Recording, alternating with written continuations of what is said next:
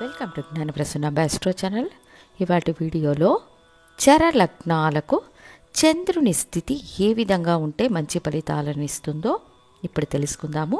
జ్యోతిష శాస్త్రంలో అర్థం చేసుకోలేని అనేక చిక్కుముడులను సులభంగా అర్థం చేసుకునేలా నా ఛానల్ ద్వారా మీకు వివరిస్తూ వస్తున్నాను. ఆ కోణంలో ఈరోజు అత్యంత శక్తివంతమైన లగ్నాలలో ఒకటైన చర లగ్నాలను గురించి, చంద్రుని స్థితిని గురించి తెలుసుకుందాము. ఇక చర లగ్నాలలో శక్తివంతమైన మొదటి లగ్నం కర్కాటక లగ్నం. ఈ కర్కాటక లగ్నానికి అధిపతి చంద్రుడు. మిగిలిన 3 చర లగ్నాలు అంటే మేషం, తుల, మకరం ఈ లగ్నాలకు కూడా చంద్రుడు కేంద్రాధిపతిగా వస్తారు. కేంద్ర స్థానాలు అత్యంత శక్తివంతమైనవి అని చెప్పడానికి కారణమే ఇది. త్రికోణ స్థానాలు అదృష్టమైనవి, కేంద్ర స్థానాలు శక్తివంతమైనవి. ఒక వ్యక్తి అదృష్టం వల్ల జీవితంలో ముందుకు వస్తారా, ప్రతిభతో ముందుకు వస్తారా అనేది 2 పాయింట్లలో తీర్మానించవచ్చు. ఒక జాతకంలో కేంద్రాలు బలమైన గ్రహాలతో సంబంధం కలిగి ఉన్నాయా, త్రికోణ స్థానాలు బలమైన గ్రహాలతో సంబంధం కలిగి ఉన్నాయా అని చూచి నిర్ణయించవచ్చు. కేంద్ర స్థానాలు బలంగా ఉంటే ప్రతిభావంతుడు, త్రికోణ స్థానాలు బలంగా ఉంటే అదృష్టశాలులని చెప్పవచ్చు.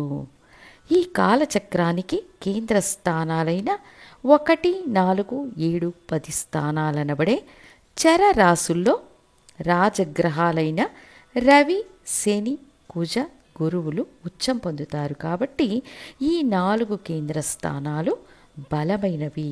ఈ 4 చర లగ్నాలలో చంద్రుడు కర్కాటక లగ్నానికి కేంద్ర త్రికోణాధిపతిగా వస్తారు. కావున ఈ ఒక్క లగ్నానికి మాత్రమే చంద్రుడు శుక్లపక్షమైతే మంచి ఫలితాలనిస్తారనే విధి ఉంది. ఇతర 3 చర లగ్నాలకు చంద్రుడు శుక్లపక్షమై బలాన్ని పొందితే కేంద్రాధిపత్య దోషాన్ని ఇస్తారు. ఇందులో మేషలగ్న జాతకులకు 4వ స్థానం అనే సుఖస్థానం, గౌరవ స్థితి, తల్లి, దాయాదులు, వ్యవసాయ భూములు, వాహన సుఖం, ఉన్నత విద్య అనే ముఖ్యమైన బాధ్యతను వహించే గ్రహం చంద్రుడు. లగ్నాధిపతికి మిత్రగ్రహం కూడా కావున కుజ చంద్రులకు సంబంధం ఏర్పడినప్పుడు చంద్రమంగళ యోగం అనే ముఖ్య యోగం యాక్టివేట్ అయ్యి భూమి వల్ల ఆదాయం, అధికార పదవులు, విజయాలు ఇచ్చిన జాతకుడిని చెడు అలవాట్లకు బానిసను చేస్తారు. మరియు మనసు ఒక సమస్థితిలో ఉండదు. దాయాది వర్గాలతో విభేదాలు, తల్లి కొడుకుల బంధంలో సమస్యలు సృష్టించడం లాంటి ఫలితాలు ఉంటాయి. సో మేషలగ్న జాతకులకు చంద్రుడు కృష్ణపక్షమైతే మంచిది. తర్వాత కర్కాటక లగ్న జాతకుల లగ్నాధిపతి చంద్రుడే కావున వీళ్లకు శుక్లపక్షమైన కృష్ణపక్షమైన సమస్యలను ఇవ్వరు. లగ్నాధిపతిగా శుక్లపక్ష చంద్రుడిగా స్థానబలంతో మంచి ఫలితాలను ఇస్తారు. ఒకవేళ కృష్ణపక్ష చంద్రుడైన స్వంత రాశి అనే స్థానబలాన్ని పొంది జాతకుడు ఆత్మవిశ్వాసం కలిగిన వారిగా ఉంటారన్నది వాస్తవం. అందరినీ అనుసరించి వెళ్ళే గుణం, మాతృత్వంతో అన్ని ప్రాణులను ప్రేమించడం, నాయకత్వ పదవులను అలంకరించడం, ప్రభుత్వ ఆదాయం, రాజకీయాలలో విజయం, ప్రయాణాల ద్వారా ఆదాయం, విదేశాలతో సంబంధం, ఆస్తులు కూడబెట్టడం, లాభాపేక్షతో పనిచేయడం, తాను మరియు తనకు చెందిన సమాజంతో అనుసరించి వెళ్ళడం వల్ల గొప్ప శిఖరాన్ని చేరుకుంటారు. సో కర్కాటక లగ్నానికి చంద్రుడు శుక్లపక్ష స్థితిలో ఉన్న, కృష్ణపక్షమనే ఏ స్థితిలో ఉన్న సమస్యలను ఇవ్వరు. తులాలగ్న జాతకులకు సంబంధించినంత వరకు 10వ స్థానం అనే జీవన స్థానానికి అధిపతిగా వస్తారు.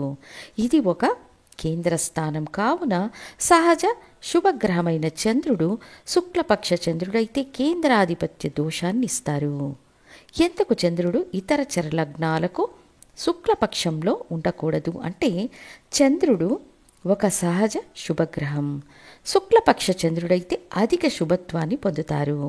అధిక శుభత్వం ఆపదలను ఏర్పరచుతుందనే కోవలో తులాలగ్న జాతకులకు 10వ స్థానంలో ఉన్న చంద్రుడు వృత్తిలో అభివృద్ధి, డిగ్రీలు, పదవులు, హోదా, అంతస్తు మొదలైనవి ఇవ్వడానికి నిశ్చయంగా కృష్ణపక్ష చంద్రుడై ఉండాలనేది అతి ముఖ్యమైన విధి. అప్పుడే వీళ్ళు వృత్తిలో విజయాన్ని సాధిస్తారు.